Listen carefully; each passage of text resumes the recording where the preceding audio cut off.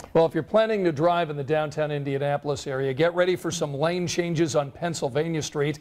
All of this part of an effort to create a safer bike lane while giving cars and buses a clear place to drive. The area impacted is several blocks of Penn from St. Clair to Washington Street. Eyewitness News reporter Jeremy Brilliant is live with what you need to know about where to bike, drive, and park. Anne-Marie and Scott, this is a little confusing after all. This type of bike lane is new for Indianapolis. These are called protected bike lanes, and you can see there is no wall, there is no divider here. In this case, parked vehicles act as the protective barrier. The lines have been painted. Now the finishing touches are being made to the new bike lane on Pennsylvania Street. These signs will be going up explaining where cars should park and where bikes have the right of way. I think it's fabulous. I think it's great because that way you're that much more protected, and you're just, between the sidewalk and the cars. I think it'll actually make the cars pay more attention to the bike lanes.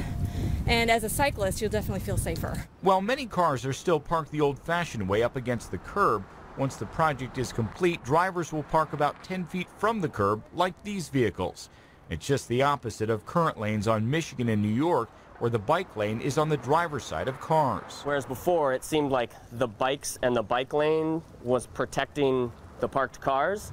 We're just kind of flipping that, and now parked cars are protecting the bicyclists. But this 7-block stretch is unique, the first and only Indy bike lane using parked cars as a barrier.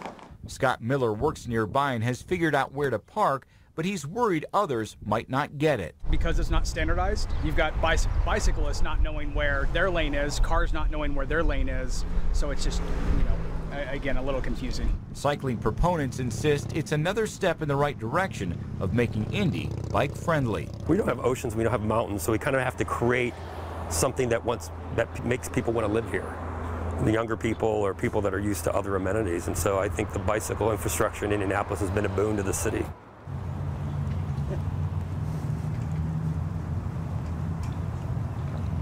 Now, city officials couldn't say exactly how much this project cost, but they did say the signs were covered with a grant, and they said this project, the resurfacing of Pennsylvania, was going to happen anyway, so they did need to repaint it anyway. There is an additional cost with these extra markings. But, Ann, even if you're not interested in biking, even if you don't care about bike lanes, you might be interested to find out that the whole reconfiguration here of Penn added an additional 6 parking spots. Ann, back to you.